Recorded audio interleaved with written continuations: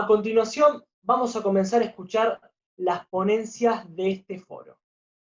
Al término de cada exposición habrá un espacio de preguntas. Pueden escribir las preguntas en el chat a lo largo de la presentación. Hoy nos acompaña la doctora María Inés Bianco. Es abogada, ejerciendo su profesión desde 1983, especializada en acceso en salud y discapacidad, maestrando en ética biomédica. Es asesora de la Federación de Enfermedades Poco Frecuentes y varias organizaciones no gubernamentales en discapacidad. Es responsable de consultorios jurídicos gratuitos en discapacidad en varias instituciones. Su presentación de hoy lleva por nombre Herramientas legales para el acceso a la salud en tiempos de pandemia.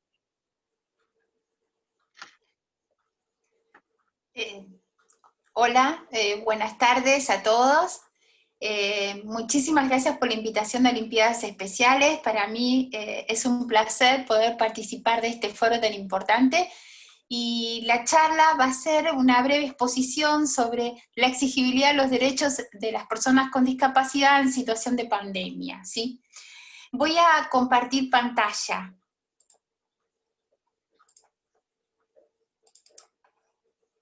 Bueno. Entonces,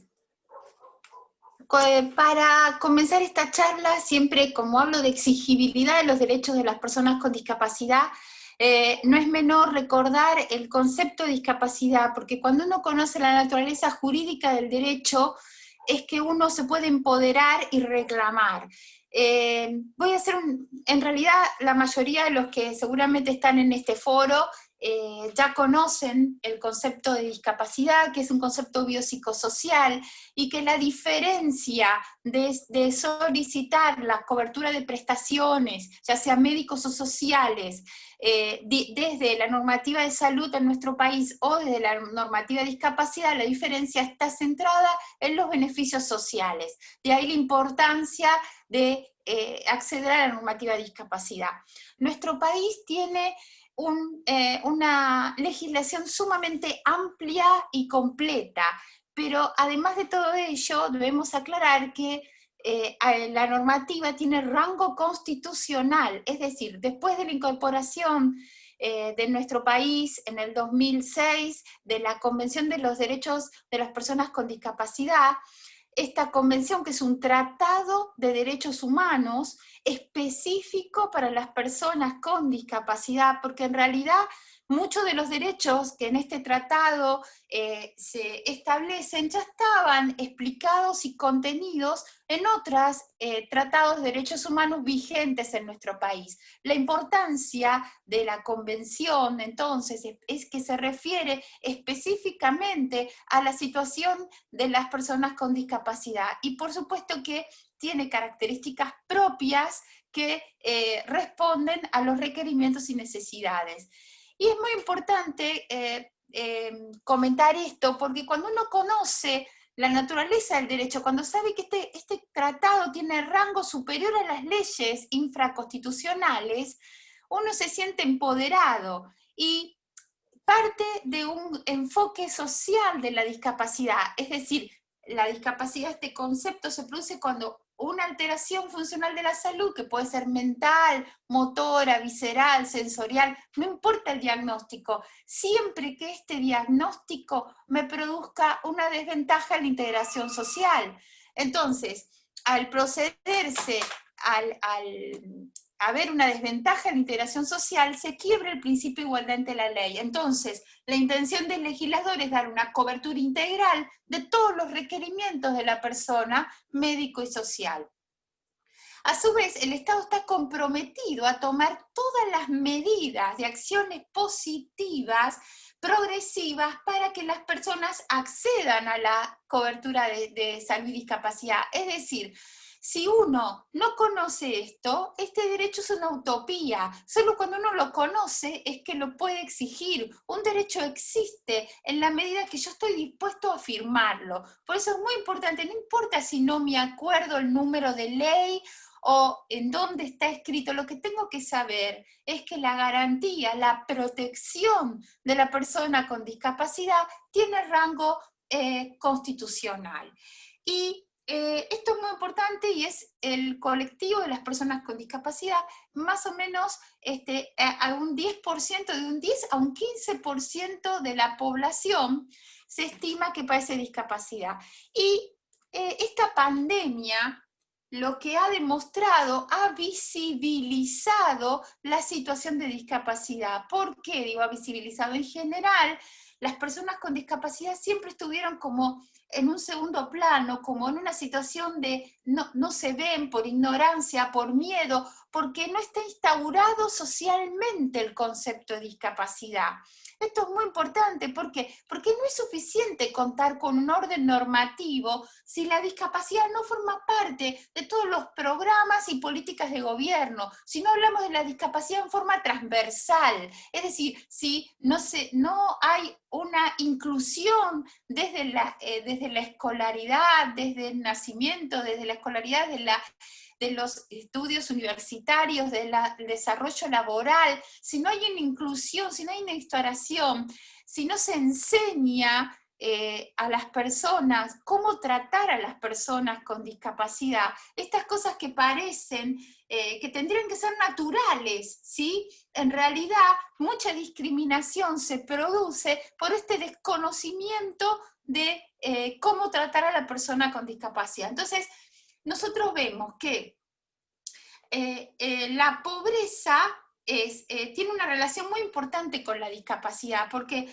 es causa y consecuencia de la discapacidad. Es decir, o sea, si hay pobreza probablemente va a haber mayor discapacidad, ¿sí? Y también si hay discapacidad y no hay una instauración del concepto, no hay unas políticas sociales que prevén la visión transversal de la discapacidad, probablemente va a haber más pobreza. Es decir, que tenemos el binomio pobreza-discapacidad y tenemos que agregar en esta pandemia pandemia-pobreza. ¿Por qué? Porque la pandemia lo que hizo fue visibilizar toda la situación de más de un 40% de la población en nuestro país, que por ejemplo, no puede sumarse a esta realidad virtual que es la realidad actual. Es decir, hay un 40% de la población que no tiene ni siquiera acceso a la conectividad por internet, o sea, no más allá de una computadora o un teléfono, es decir, no tiene acceso a internet, no tiene acceso a agua potable,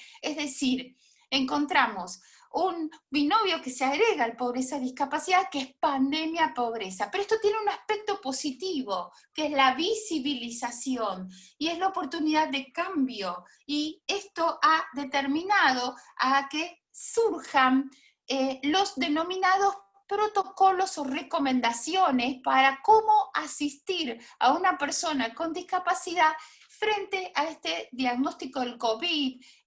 Entonces, en realidad estos protocolos o recomendaciones surgen de abajo para arriba. ¿Cómo de abajo para arriba? ¿Por qué?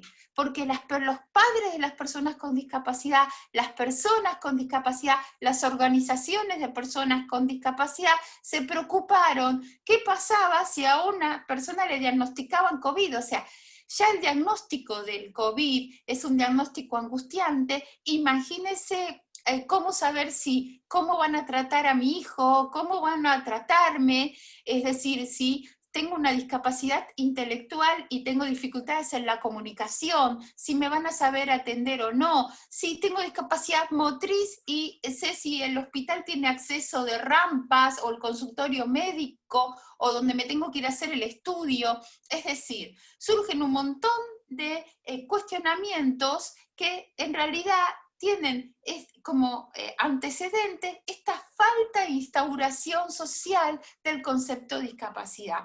Y es así que surgen estas recomendaciones o estos protocolos, y también teniendo en cuenta que para evitar lo que es la discriminación. Ustedes saben que la discapacidad, como yo dije que era cuando una persona por una alteración funcional de la salud tenía una desventaja en la integración social, esto provocaba un quiebre del principio de igualdad, porque si esa persona está en desventaja, se quiebra la igualdad. Y siempre, en realidad, la igualdad ante la ley, la igualdad de oportunidades, es uno de los conceptos básicos de los derechos humanos. Es decir, no solo la igualdad, sino la dignidad de la persona. Todos tenemos el concepto, todos gozamos de dignidad por el solo hecho de ser personas. Entonces, todo este destrato, toda esta falta de previsibilidad, toda esta falta de los ajustes razonables que dice la Convención.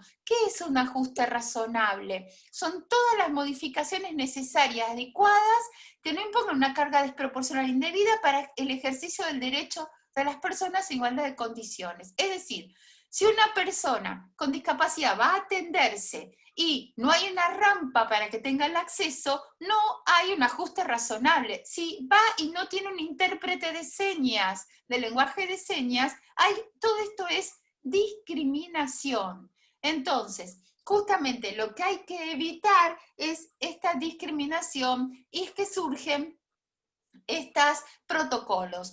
Hay diferentes protocolos. Solamente voy a explicarles uno solo, que es el más importante, que es el de Entre Ríos, pero no es que es el más importante, sino el que me parece que es el más completo.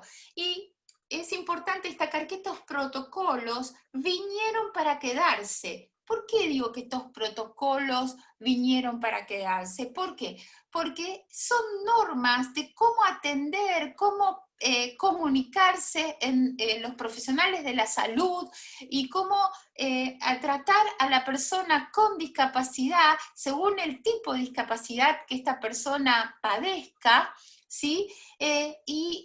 Son normas claras que no existían, aunque les parezca mentira, no existían. O sea, ya antes de la pandemia, los padres de las personas con discapacidad tenían miedo de llevar a su hijo al médico porque no sabían si el consultorio era accesible, si el consultorio tenía conocimiento de cómo tratar, el médico tenía conocimiento de cómo tratar a una persona con discapacidad.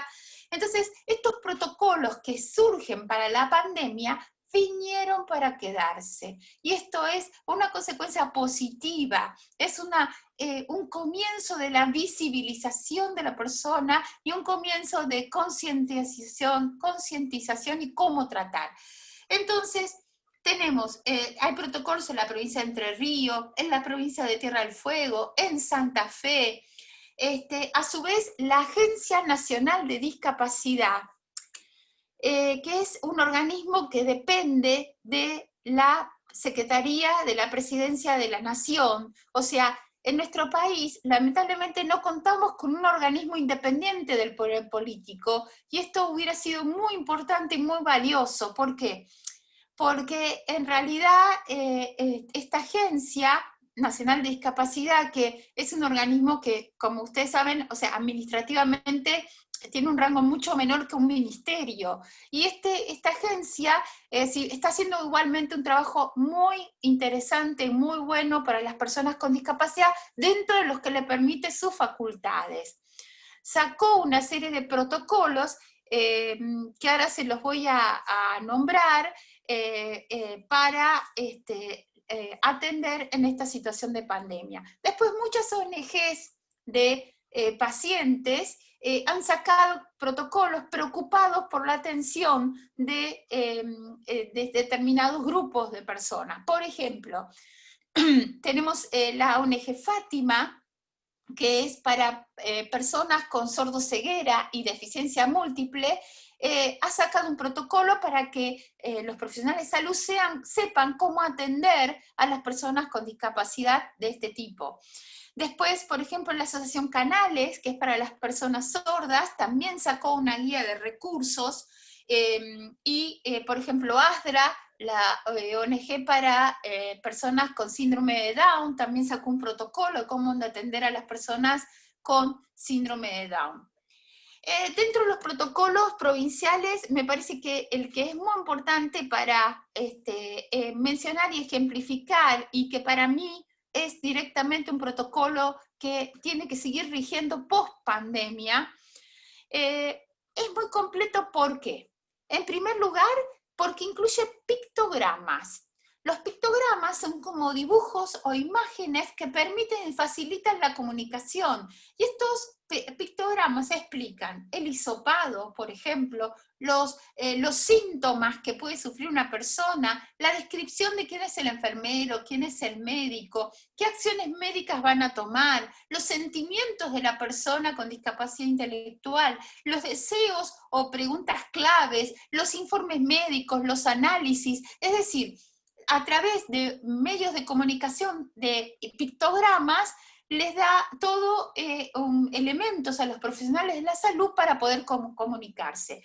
Aparte de esto, este protocolo establece un formulario previo para que ya lleve el paciente a la atención médica, un formulario donde tiene que poner todos sus datos personales, sus estados de salud, si requiere algún elemento para la comunicación o alguna ayuda técnica específica, y que habla de su estado general, del sueño, de la alimentación, si requiere algunas especificaciones. Todo esto queda en un formulario previo que va a formar parte de la historia clínica, y que este formulario a su vez va a quedar exhibido en donde esté la persona, ya sea para la consulta, para el traslado, para su aislamiento o para la internación.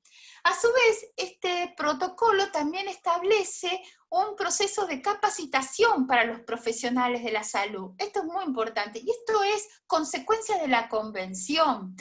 La convención que hablamos, este Tratado de Derechos Humanos, la Convención de los Derechos de las Personas con Discapacidad, en su artículo 4 prevé una cláusula muy importante, que es la capacitación de los profesionales para trabajar con personas con discapacidad. Esto no es menor, esto es muy importante, y bueno, y este protocolo lo incluye.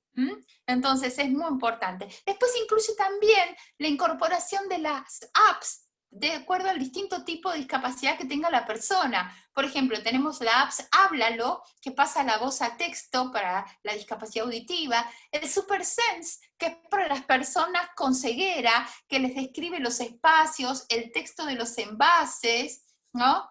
Bueno, la verdad que este protocolo es un protocolo digno de mención, ¿sí? Después, a continuación, existen otros protocolos como el de la Agencia Nacional de Discapacidad, ¿no? Tiene en realidad 3 protocolos. Uno que es unas orientaciones para la atención de las personas en el marco de la pandemia, pero que es una información básica y es exclusivamente para el personal de salud.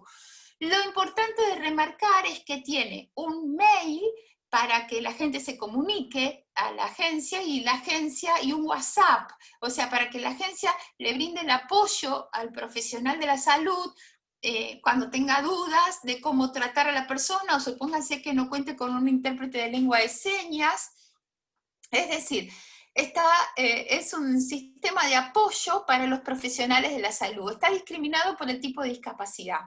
Después tiene un segundo protocolo, que son recomendaciones de asistencia y apoyo emocional para las personas con discapacidad. Recomendación es un poquito más amplia, es para las personas con discapacidad, las familias, las redes, los apoyos, los hogares, las residencias, el personal administrativo, para los medios de comunicación. Y son indicaciones generales o recomendaciones, donde ponen hincapié en el contacto con la familia, evitar que la persona con discapacidad se quede sola, el tema de los apoyos, porque ustedes saben que en general las personas con discapacidad intelectual a veces requieren de un apoyo, es decir, cualquier persona que puede ser un amigo, un vecino, un acompañante terapéutico, un cuidador, o sea, no importa, o un familiar, para la toma de decisiones o para entender o comunicarse mejor. Bueno, entonces, es muy importante que el tema de los apoyos que puedan estar durante la entrevista médica, ¿sí? O para ayudar a la comunicación, para la explicación sobre el hisopado y todas las cuestiones. También sobre planes de contingencia en las residencias, en los geriátricos y los protocolos de actuación. En realidad,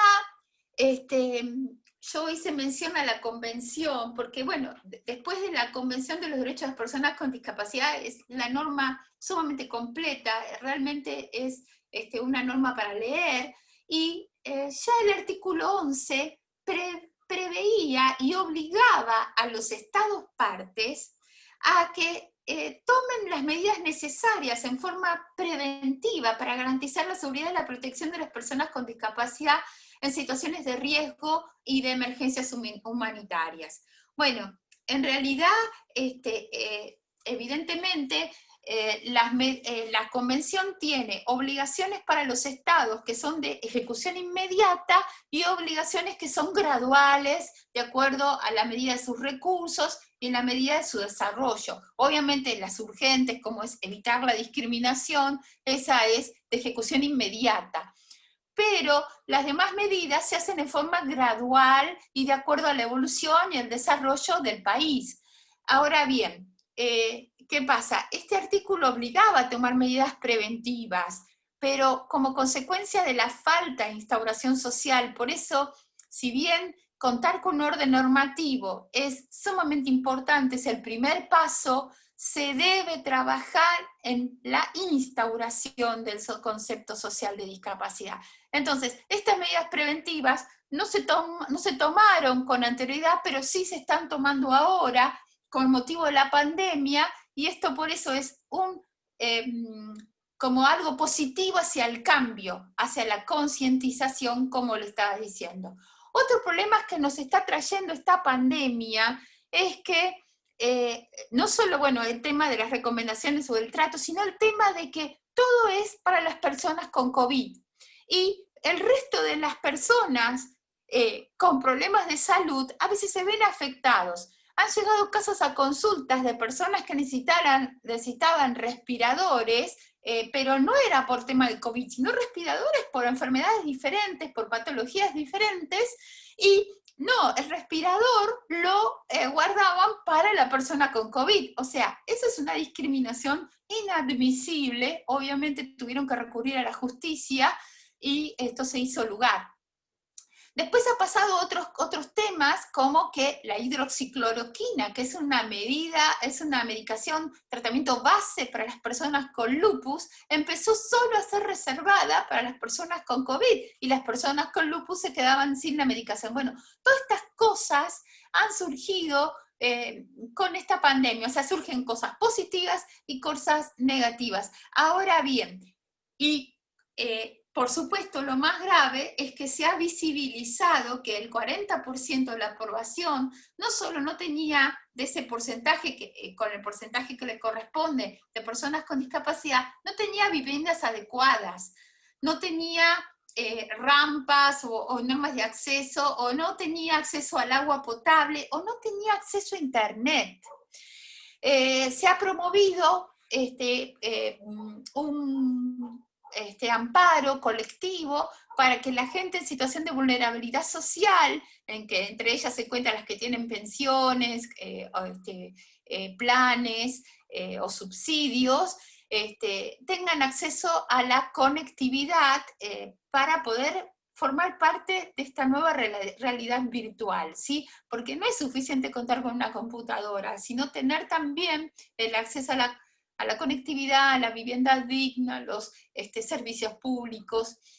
Y bueno, todo este tema ha sido visibilizado. Ahora bien, ¿qué es lo que tiene? ¿Dónde puede reclamar la gente? Bueno, como hablamos de derechos garantizados constitucionalmente, la vía por excelencia para exigir un derecho es la justicia, ¿sí? Lamentablemente, esto tiene un efecto positivo y un efecto negativo. Un efecto negativo es que uno tiene que recurrir a un abogado para poder exigir un derecho. Pero el efecto positivo es que cuando uno reclama, no solo se beneficia a uno, sino que beneficia al resto y se cambia la política de los efectores. Ahora bien, cuando uno conoce la naturaleza del derecho, uno puede exigir o posicionarse diferente frente al reclamo, ya sea frente a la autoridad pública, frente a la obra social, frente a la prepaga. Cuando uno conoce que la naturaleza del derecho es derecho humano y que está garantizado constitucionalmente, eso posiciona a uno, lo empodera para poder exigir ese derecho. Obviamente que, entonces, primera herramienta, acceso a la información. Segunda herramienta es los reclamos ante el municipio, ante la obra social o la prepaga. Ha salido una disposición ahora de la Superintendencia de Servicios de Salud estableciendo la instauración de un referente en discapacidad para que sea un intermediario entre la prepaga, la obra social y la Superintendencia de Servicios de Salud por el cumplimiento de las prestaciones de discapacidad. Si bien la norma está vigente, todavía no ha terminado de implementarse y todavía no está la lista de los referentes en discapacidad, pero prontamente va a existir, yo creo que en los próximos tiempos, y este va a ser otro medio de reclamo. Este es un medio de reclamo mucho más útil que el reclamar ante la autoridad de aplicación, porque la autoridad de aplicación es la Superintendencia de Servicios de Salud, de las obras sociales y de las prepagas.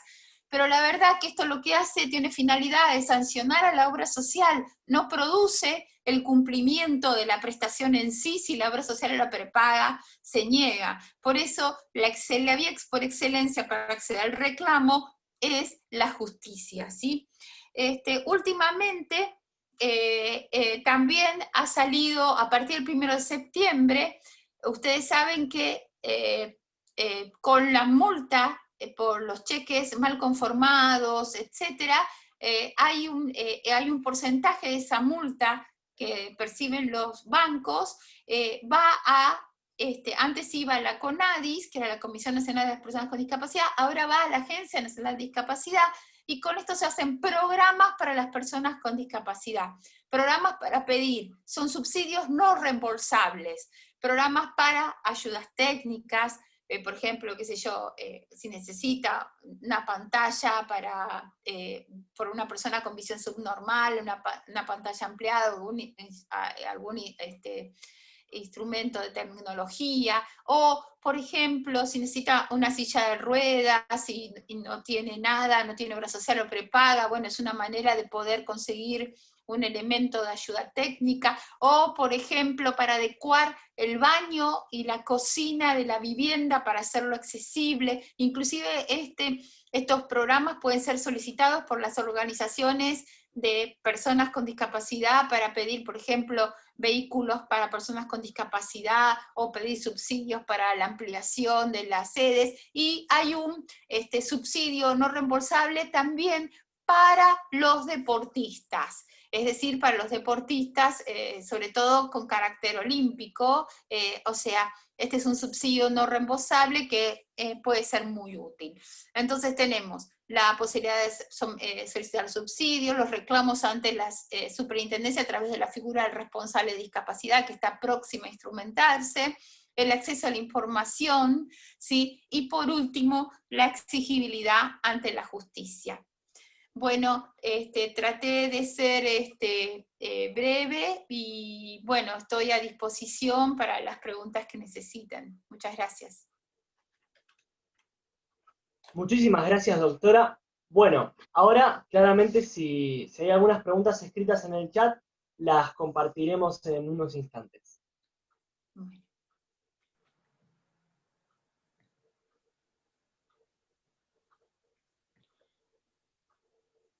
Muchas gracias, María Inés. Un placer, como siempre, escucharte tan clara en tus conceptos y que me parece que en esta instancia en la que estamos justamente todos pasando por la situación de pandemia, realmente nos has dado herramientas muy interesantes para que todos podamos tener en cuenta, sobre todo las familias, que día a día tienen que luchar, ¿no? Por el reclamo justamente de los derechos. Desde el programa de familias hemos trabajado y seguimos trabajando fuertemente respecto del articulado y espíritu de la convención, justamente para que todos, las familias y los jóvenes, los adolescentes, los adultos con discapacidad, puedan ejercer su derecho, ¿verdad? Hay que conocer esos derechos y tener las herramientas para poder ejercerlos. Ese es el trabajo que desde el programa de familias venimos haciendo de manera insistente, y realmente siento que nos has podido dar un montón de herramientas que son válidas para esta situación tan particular de la pandemia. A ver, acá hay algunas preguntas, por ejemplo, Jocelyn, que es de la zona sur de nuestro país, pregunta, ¿los centros de salud reciben esta información de la agencia? En realidad, la información está disponible en la página de la Agencia Nacional de Discapacidad, ANDIS. Dentro de, uno pone ANDIS en Argentina, Gobar, argentina.gobar, entra en ANDIS y ahí están todos los protocolos que uno puede bajar. Y ahí están los mails, el WhatsApp y todo. Igualmente, si alguien los necesita, Cristina, yo se los envío por email y no hay ningún problema. Después vi dónde podemos conseguir ese material, dice otra persona. Estoy a disposición para enviar por email todo el apoyo documental de lo que acabo de explicar, ¿sí? Perfecto. Ahí alguien también, Susana Agüero, comenta que su hija tuvo que hisoparse y lo pudieron resolver. Bueno, Susana tuvo suerte. Evidentemente, hubo alguien que se capacitó, ¿no? Ojalá sí sea siempre. Eso Ojalá no sean necesarias estas recomendaciones. Ojalá estén instauradas. Exactamente, yo creo que estoy totalmente de acuerdo con que, bueno, de cada situación difícil, justamente uno tiene que encontrarle el lado positivo, ¿no? A las cosas. Hoy estamos todos aquí reunidos, creo que es la primera vez que tenemos tanto público en un foro de salud y familia, con tanta cantidad de gente de tantos lugares del país, y de otros países también, por suerte, pero realmente coincido en que muchas de estas cuestiones que parten de los protocolos justamente van a ser las prácticas que cotidianamente quedarán instaladas, ¿no es cierto? En todos los sentidos, en todos los aspectos, para cualquier actividad que se vincule y se relacione con las personas con discapacidad. La verdad que muy interesante. Gracias. Cristina, quisiera agregar una cosita más. Me dijeron que había gente de Panamá, Nicaragua, El Salvador. Bueno, quiero decirles que la Convención de los Derechos de las Personas con Discapacidad fue ratificada por los 3 países. Y esto es muy importante porque es un tratado de derechos humanos que genera responsabilidad no solo nacional, sino internacional. O sea, la gente con discapacidad puede llegar, cualquiera de nosotros puede llegar a hacer una denuncia ante el Comité de Seguimiento de la Convención de los Derechos de las Personas con Discapacidad y se sacan dictámenes donde se les recomienda al Estado solucionar los problemas. Por ejemplo, hay dictámenes para hacerle un camino accesible a un niño con discapacidad en Austria. Es decir, esto pasa en todo el mundo y la verdad que es un elemento de reclamo fantástico. Exacto, exacto. Pero para eso hay que conocerla. ¿No? Ahí, si estuviéramos, como siempre decimos, de forma presente, pediríamos que levanten la mano cuántos lo conocen, cuántos conocen la convención, ¿no? Pero bueno, seguimos trabajando fuertemente con eso, también estamos trabajando con los hermanos, en talleres de hermanos, para que todos podamos tomar conciencia de la importancia de los derechos y para que realmente la inclusión sea una realidad. Sabemos que esta es la meta que Olimpiadas Especiales Argentinas tiene, ¿no? Promover la inclusión y el ejercicio de los derechos de todas las personas con discapacidad intelectual. Así que seguimos trabajando por eso. A ver, acá hay otra que dice Daniela. Sí, ¿Querés a ver, leer, María Inés? Dice Daniela, mi hijo debió soparse, ese mensaje, No nos fue bien. Ah. Sí, bueno, justamente, viste lo que dice Daniela, es que los padres son los que deben enseñar, es lo que pasó, y estas recomendaciones o protocolos de las provincias justamente nacieron desde los padres o desde las organizaciones de las personas con discapacidad y que se elevaron hasta el gobierno. De hecho, el protocolo de Entre Ríos fue a petición de las organizaciones de personas con discapacidad que asesoraron, y el Ministerio de Salud de Entre Ríos con el Instituto de las Personas con Discapacidad sacó el protocolo. Sí, y además tenemos conocimiento desde Olimpiadas Especiales Argentinas que el observatorio, el grupo de trabajo de salud del observatorio de la discapacidad ha trabajado muy fuertemente en este sentido, ha hecho muchísimos reclamos ante la ANDIS, con informes muy contundentes respecto de las cuestiones que estaban fallando, ¿no? O que están fallando para el servicio de las personas con discapacidad. Sí. Bueno, no sé si alguien tiene alguna pregunta más que quiera hacer. Vamos a tener la charla grabada, por supuesto, así que van a contar con el material, con el audio y con el material que también nos deje María Inés. A ver, no sé si... Buenas sí. tardes a todos. Mi nombre es Mechi Filler, yo soy directora de Olimpiadas Especiales Argentina. Quería agradecerle mucho a la doctora María Inés Bianco, excelente la disertación, muy clara. Estoy segura que a todos nos van a quedar resonando algunas preguntas, algunas consultas. En ese sentido, decirle a todos que cuando termine la capacitación, entre hoy y el día lunes, vamos a estar enviando una encuesta que súper agradecemos si la pueden completar, se completa en línea, y también les vamos a estar haciendo llegar un documento que es de Olimpiadas Especiales Latinoamérica, que por ahí es de utilidad si alguno de sus familiares con discapacidad tuviera que asistir al médico y pasar por un protocolo de COVID, en el cual tiene 3 páginas y explica qué es lo que hay que llevar, qué es lo que puede, o sea, explica un poco qué es lo que puede suceder cuando uno llega al establecimiento de salud, qué preguntas puede hacer el médico cuando uno llega, y bueno, ¿no es cierto?, una situación o un estado de emociones por las que puede atravesar tanto el paciente como su familiar.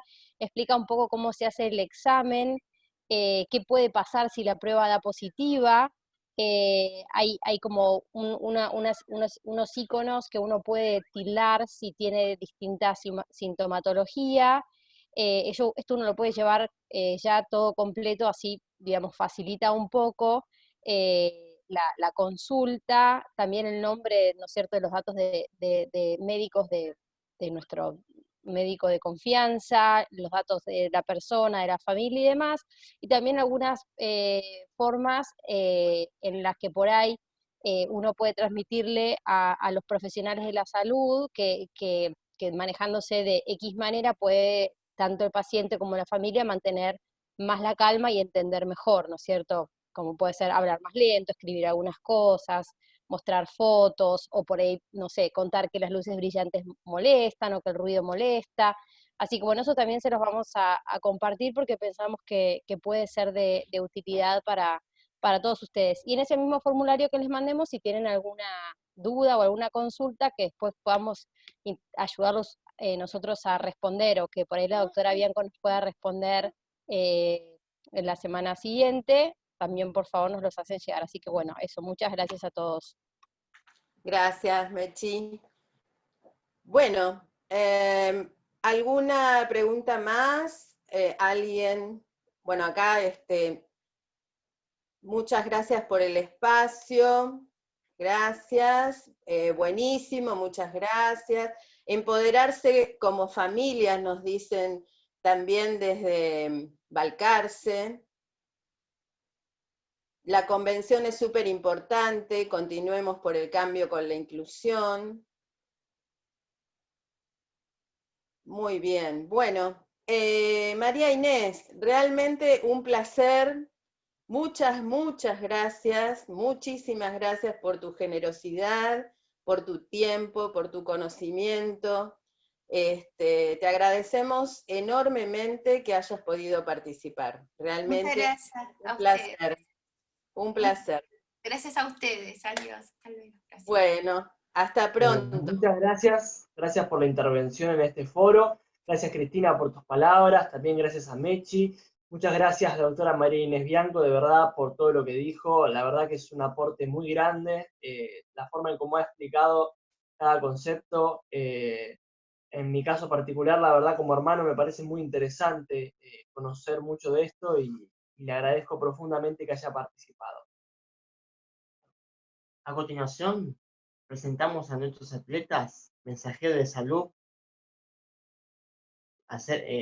Ellos nos van a hablar acerca del cuidado de la salud y protocolos para la vuelta a las actividades en el marco del COVID-19. Con ustedes, Enrique Cuevas y Brian Castaños de Mainque, provincia de Río Negro. Bueno, buenos días, buenas noches, mejor dicho, a todos. Evidentemente yo no soy ni Enrique ni Brian, pero entre los tres vamos a tratar de mostrarles un poco un trabajo que hemos estado haciendo ya desde hace un tiempo con los atletas. Uno de los objetivos que nos ocupa en Olimpiadas Especiales es la formación de líderes juveniles, y ejemplo de esos líderes juveniles son Gabriel y Rodrigo, que también están conduciendo este foro, y Brian y Enrique están por ahí, acá están. Hola, hola chicos, que desde Maiqué, Río Negro, nos están apoyando con algunas indicaciones que queremos compartirles sobre el regreso a las actividades. El regreso a las actividades en forma general y el regreso, y algunas cuestiones muy generales del regreso a las actividades deportivas. Así que bueno, voy a compartir pantalla y espero que la tecnología me acompañe. Ustedes me dirán si se ve correctamente. Perfecto. Buenísimo. Bueno, uno de los temas que hemos estado trabajando en distintos espacios son algunas normativas generales y claras sobre el regreso paulatino a todo tipo de actividad, pero también a las actividades deportivas. Y tanto Brian como Enrique me van a ayudar a transmitírselas. Por ejemplo, ya sabemos demasiado del COVID, hemos tenido así como una sobredosis de información en los meses que llevamos transitando esta pandemia, pero no queremos dejar de recordarles, si Enrique, querés recordarles a los que nos escuchan, para mantenernos informados siempre en qué consisten los síntomas del COVID. Fiebre, tos y dificultad para respirar. Perfecto. O sea, todos sabemos que estos son los síntomas, que no debemos desoír, que si tenemos alguno de esos síntomas, inmediatamente tenemos que contactar a nuestro médico o al médico. ¿Y cómo podemos contagiarnos, Enrique? Toser o estornudar en contacto con la otra persona. Bien.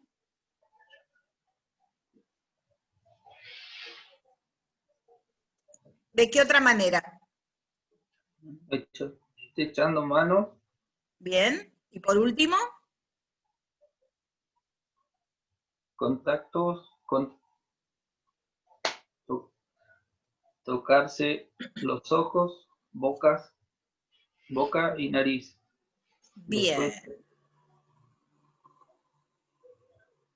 Después de tocar objetos o superficies que también fueron tocados por otra persona infectada. Perfecto. Esas son las cosas que, pase lo que pase, debemos seguir teniendo cuidado con estas cuestiones. Al toser o estornudar, sabemos cuáles son las normas que tenemos que seguir con esto, estornudar en el codo, al estrechar las manos podemos contagiarnos, y al tocarnos los ojos, la boca o la nariz, sí, justamente tocamos una superficie que antes fue tocada por una persona infectada. Muy bien. ¿Y cómo nos podemos proteger, Enrique, contra esto, contra el contagio? Lavarse las manos Bien. frecuentemente con agua y jabón por 1 minuto y 20 segundos.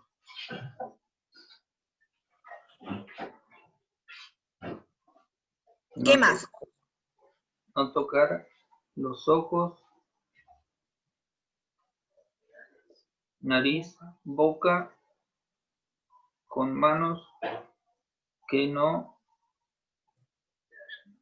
se hayan lavado. Bien. Evitar estar cerca de la persona enferma. Perfecto. Quedarse en casa si estás enfermo.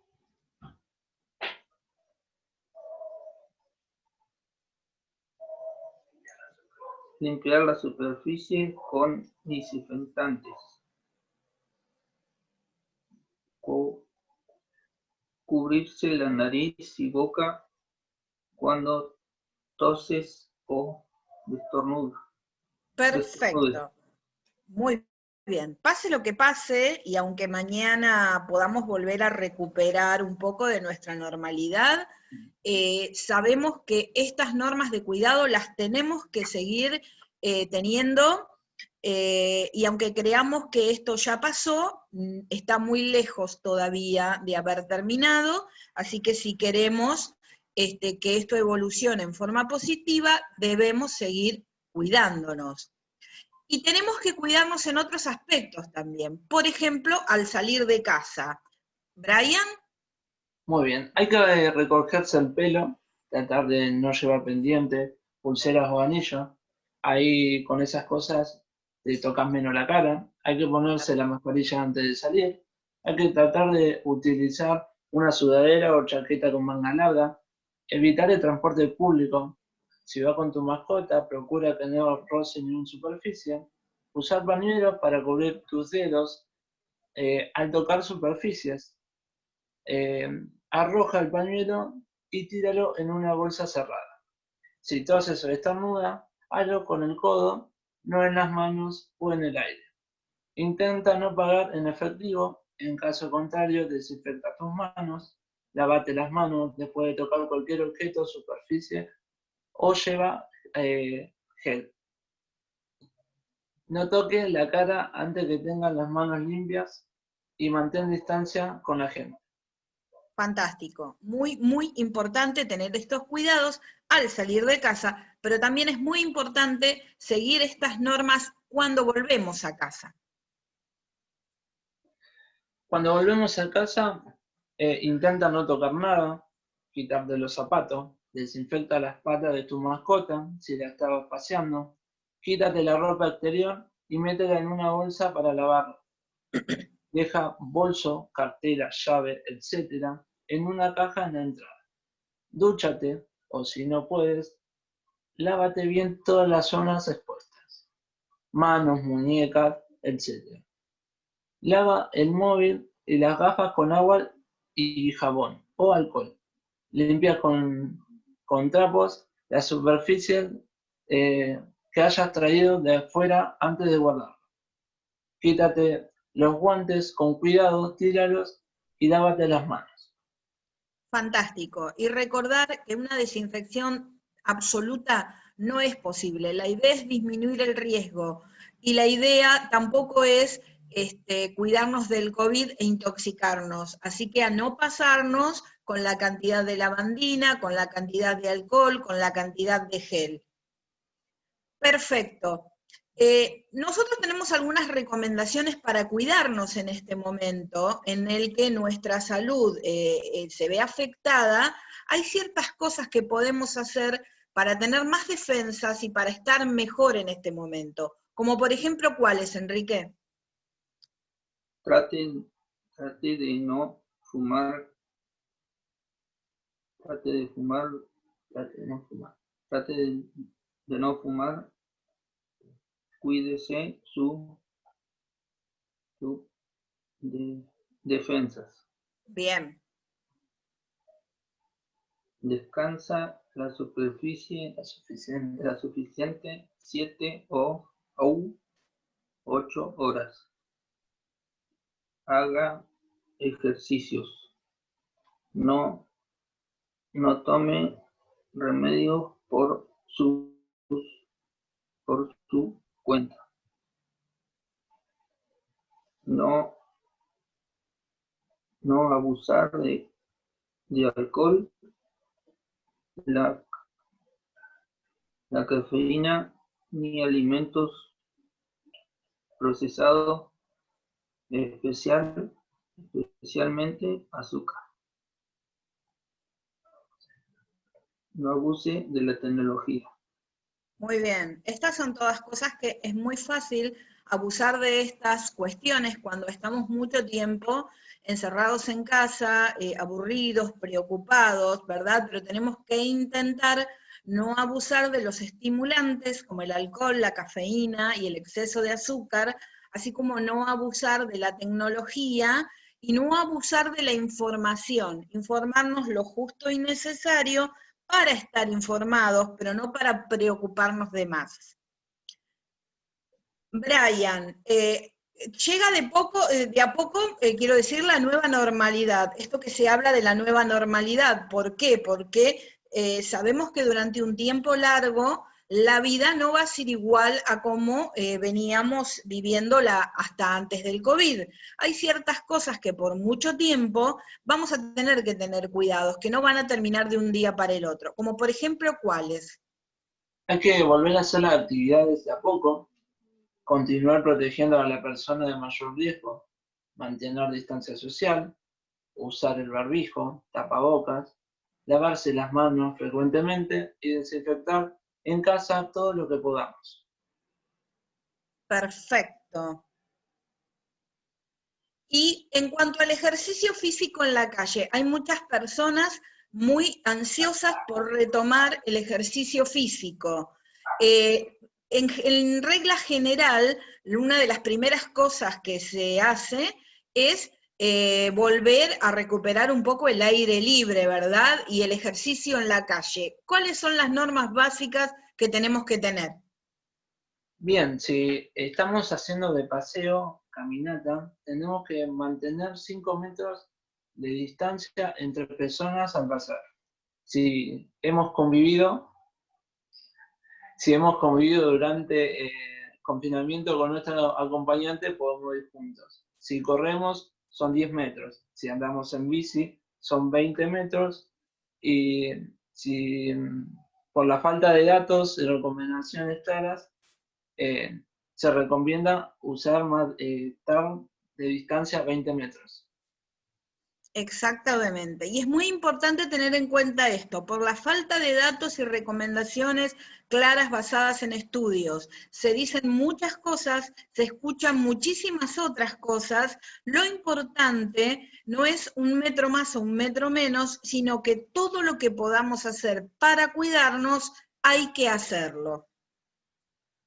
Perfecto. En cuanto a la guía de reinicio de actividades en lo que respecta a los deportes de Olimpiadas Especiales, Olimpiadas lo que ofrece es una serie de sugerencias para el reinicio de las actividades mientras sus participantes y comunidades nos protegemos. Cuando hablamos de participantes, hablamos de atletas, de familias, de entrenadores, de todos los que formamos parte de las actividades de Olimpiadas. El objetivo es limitar la propagación de la enfermedad.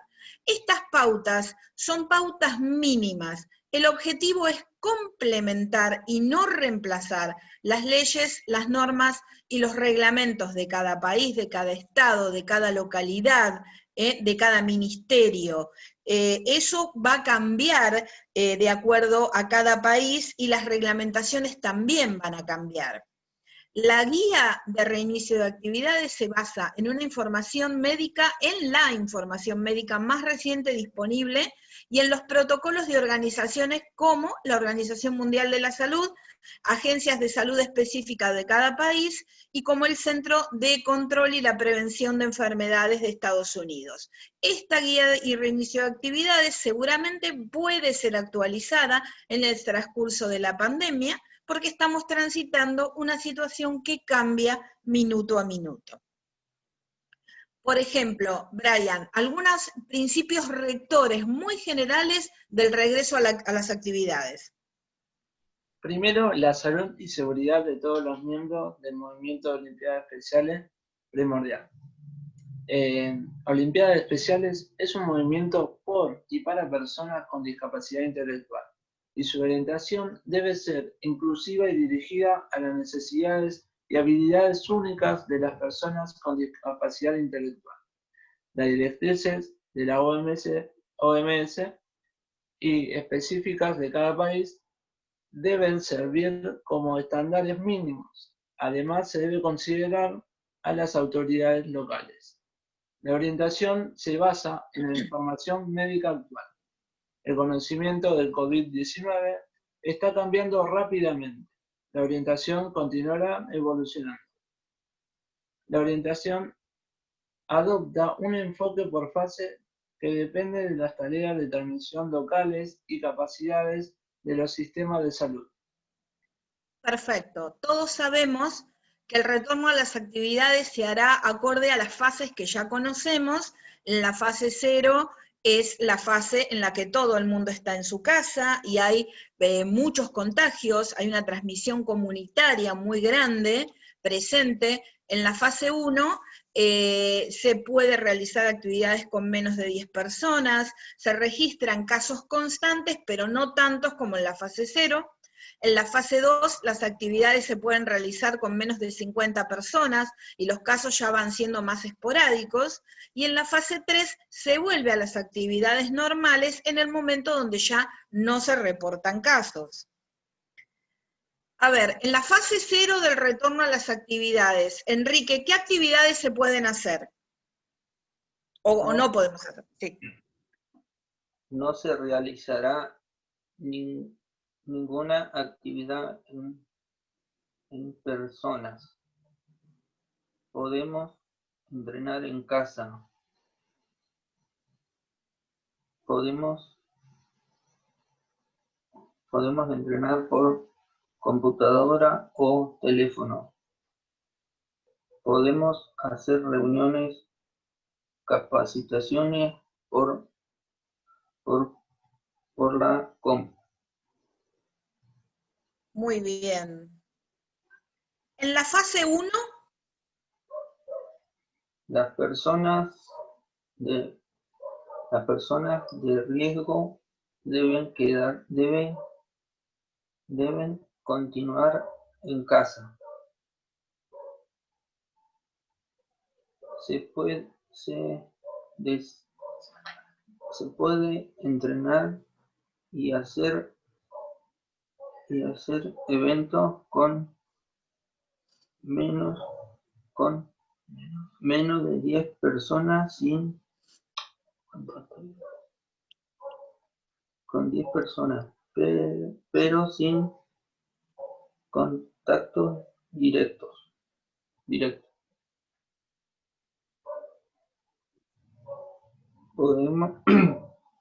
Podemos seguir haciendo cosas por la compu. Las actividades que se que se hacen con las escuelas deben cumplir con las reglas de las escuelas y del ministro de Educación. Muy bien. Bien, en la fase 2, Brian. Bien, en la fase 2, las personas de riesgo deben continuar en sus casas. Se pueden entrenar y hacer eventos con menos de 50 personas, pero sin contacto directo. Sí se puede dar el contacto indirecto, por ejemplo, con una pelota. La programación virtual debe estar disponible para aquellos que no pueden asistir en persona. Las actividades que involucran escuelas deben cumplir con la orientación de las escuelas, distrito, Ministerio de Educación. Bien, y en la fase 3, las personas en riesgo pueden volver a reunirse con otras personas, pero lo ideal es seguir cuidando el distanciamiento físico y evitar ir a lugares innecesarios. Las competencias se pueden realizar si las normas locales lo permiten. La programación virtual aún debe estar disponible para aquellos que estén en riesgo y no puedan asistir en persona. Y si se están realizando actividades que involucran a escuelas, estas deben cumplir con la orientación de las escuelas, distritos o ministerios de educación. En cuanto a los deportes, Brian. Cada deporte puede tener un riesgo de contacto y el programa debe decidir cuándo se reinicia el deporte. Se pueden implementar precauciones, uso de mascarilla, distanciamiento físico. Entonces, la mayoría de los deportes se podrían ofrecer en cierta capacidad durante toda la fase de retorno. Las asociaciones o federaciones deportivas tienen reglas y pueden orientar sobre cómo volver a jugar de forma segura su deporte. Perfecto. Enrique, ¿qué deportes se pueden empezar a practicar cuando volvamos a las actividades, teniendo en cuenta que lo mejor es empezar por los deportes individuales sin contacto físico? ¿Cómo cuáles, por ejemplo? Atletismo, natación, ciclismo, golf, tenis, equitación, patín, carrera, gimnasia, tenis de mesa y bocha.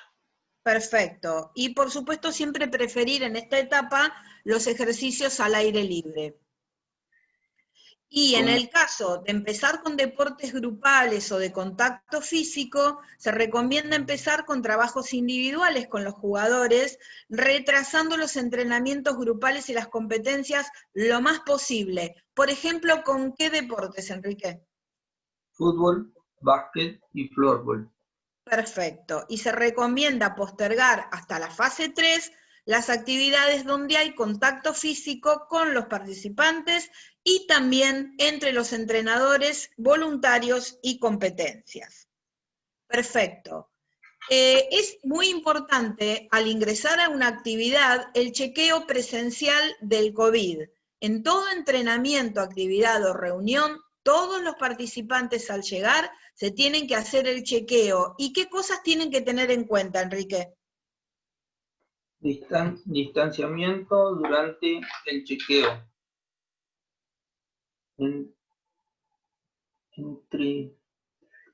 Entrevistas sobre estado de salud y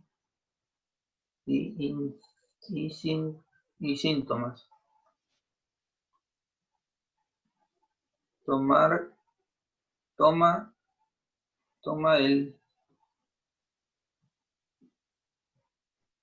de temperatura, registro de cada participante. Fantástico. Bien. Y todos los participantes tienen que tener esto muy presente. ¿Cómo que, Enrique?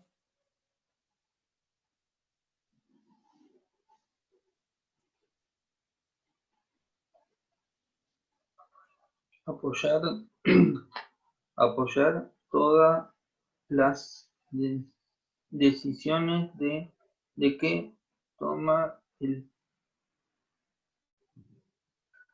programa para el regreso de las actividades. seguir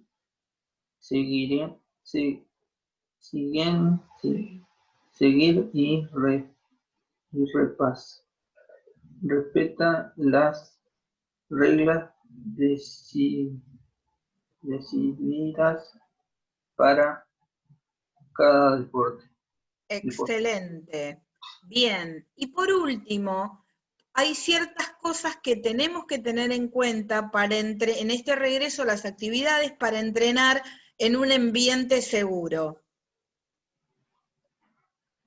Hay que seguir la guía de su gobierno local, eduque a sus atletas y voluntarios, mantenga distanciamiento social, disponibilidad de lugares para el lavado de manos, participantes pueden usar el EPP, equipo de protección personal, y espacio para chequeo de participantes. Exactamente. También, ¿qué pasa con el espacio? Sí. Disculpe, también hay que mantener limpio las entradas y salidas de las instalaciones, el espacio de entrenamiento, el plan de acciones de emergencia, y los participantes traen sus propios equipos.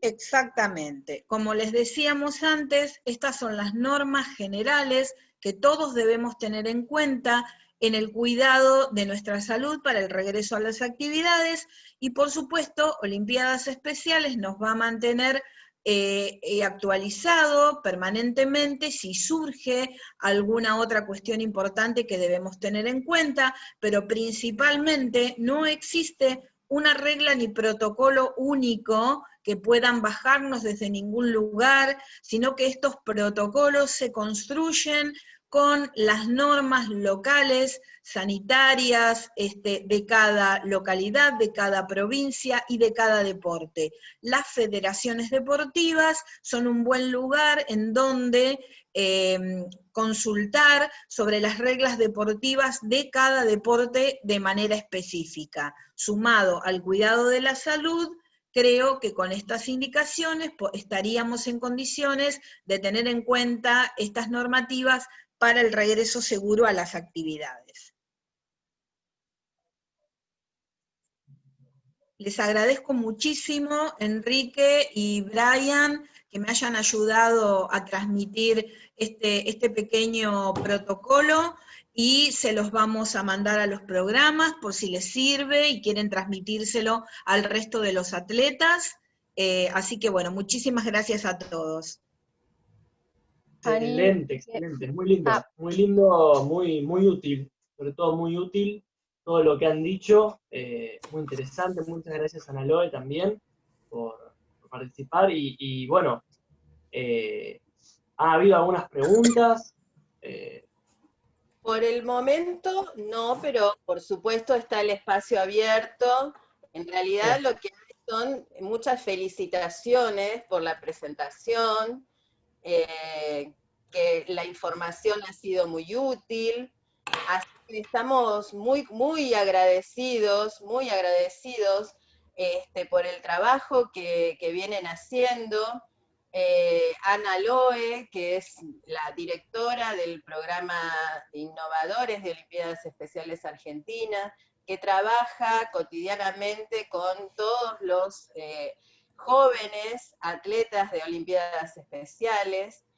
Agradecemos muchísimo la participación de Enrique y Brian, excelente la exposición, y que además da respuesta a muchas preguntas que por ahí en el chat del programa de familias vienen haciendo respecto del protocolo. Bueno, este fue un espacio justamente para que puedan tomar algunas ideas, algunas sugerencias de las que ellos acaban de explicarnos, y además decirles que estamos muy contentos por la cantidad de gente que ha participado, muy contentos con las exposiciones tan claras de todos los que estuvieron presentes hoy, y además también queremos con este foro dar cuenta que no solo decimos que las personas con discapacidad intelectual deben ser protagonistas, sino que lo hacemos.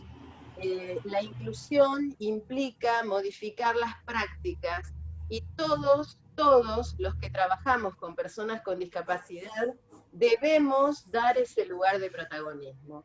Y la verdad es que en cada uno de los foros que vamos a tener, tanto el próximo viernes 11 como el 18, van a encontrar en un espacio personas con discapacidad que van a estar dando cuenta de su trabajo o de jóvenes líderes, como es el caso de Gabriel, presentando sus propuestas, sus actividades, sus proyectos.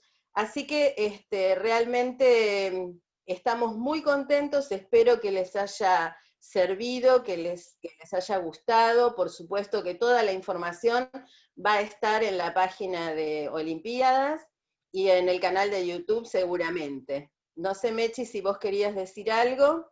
Bueno, nada, les quería también agradecer a Ani, a Enrique, a Brian, la verdad súper clara la explicación, me parece que como Cris dice, también responde a un montón de las consultas que siempre aparecen entre los distintos grupos de familias, solo volver a hacer hincapié en algunas cosas que dijeron ellos, así, o sea, Olimpiadas Especiales tiene un documento con recomendaciones, como las que expusieron tanto Enrique como Brian como Ana, sobre el regreso seguro a las actividades, pero nuestra recomendación siempre es seguir los consejos de las autoridades pertinentes, ya sea nacional, provincial o municipal.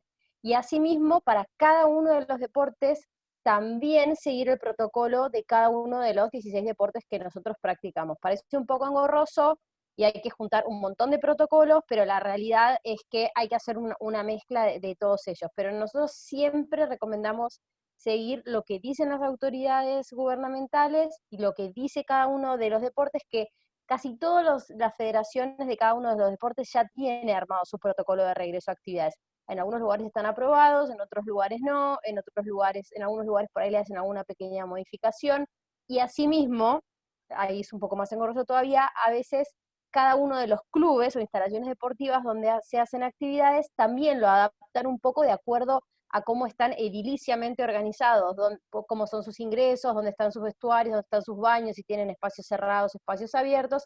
Así que bueno, hay que tener un poco de paciencia y adaptarse. Después, lo que recomendamos también desde Olimpiadas Especiales para el inicio de las actividades por ahí es que una vez que se da un permiso, como se vienen dando, y en realidad depende de la localidad, a veces se abren y después se vuelve a ir para atrás, es por ahí que ni bien se abra, yo sé que estamos todos súper ansiosos, pero ni bien se abra, que por ahí se dejen esperar, o sea, se dejen pasar un par de días hasta que Olimpiadas Especiales, o sea, los grupos de Olimpiadas Especiales comienzan con sus actividades. Por ahí les invento, si se da permiso a partir del 1 de octubre para empezar a realizar X actividad, por ahí esperar 2 semanas y recién después de 2 semanas empezar, porque por ahí hay veces que durante esas 2 semanas se aprenden cosas o hay alguna buena práctica de alguna otra institución o de gobierno que baja línea y que entonces puede mejorar la práctica de esa actividad. Y después, por último, aclarar que las fases que compartieron de reinicio de actividades Enrique, Brian y Ana son fases de regreso a actividad de Olimpiadas Especiales. Después las fases de administración de cuarentena del Gobierno Nacional de Argentina tienen otros números, van del 1 al 5, pero estas son las fases que nosotros, como para el reinicio de actividades, manejamos en Olimpiadas Especiales, que van del 0 al 3. Así que bueno, solo... no, y una cosa más, lo escribí en el chat, pero nosotros en nuestra página web, que es www.olimpiadaespecial.org.ar, tenemos específicamente una solapa de documentos de interés. A un profesor de colegio Dickens pedía recursos.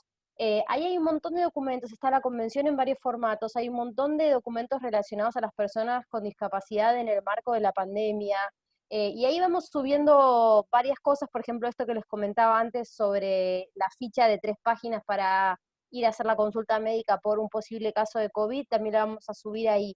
Entonces ese es un espacio que ustedes pueden utilizar como consulta, y si por ahí hay algún documento que nosotros no hemos subido, pero que les parece interesante que esté a disposición, nos pueden avisar, nosotros lo podemos buscar, lo podemos evaluar y también lo podemos ir sumando. Pero la idea es que sea un espacio interactivo y que sea de uso de toda nuestra comunidad. Así que era solo eso, Cris, gracias. ¿Podés dar la dirección de nuevo, por favor? Sí, se las digo, es www.olimpiadaespecial.org.ar, la vuelvo a pegar ahora en el chat, hay una solapita que es documentos de interés, y ahí hay un montón de documentos que nosotros hemos ido subiendo de distintos organismos internacionales, panamericanos y argentinos, que pienso que puede ser de gran utilidad para todos. Muy bien. Bien, los dejamos nuevamente, Rodrigo y Gaby, para hacer el cierre. Bueno, perfecto. La verdad que muy buena toda la información que se ha tenido hoy. Esperamos que hayan disfrutado de este primer encuentro de intercambio y reflexión acerca de los temas abordados aquí. Claro que agradecemos a todos los que participaron y los esperamos para el próximo viernes 11 de septiembre a las 18:45 horas para el segundo encuentro donde participarán la doctora María Graciela Iglesias para hablar acerca de accesibilidad y apoyos en el deporte. Y bueno, también vamos a escuchar acerca del proyecto de hermanos y hermanas, familia ampliada, bueno, que llevo adelante yo. Así que, bueno, no había otra forma de presentarlo. Así que gracias a todos y los esperamos el viernes 11. Muchas gracias a todos por participar.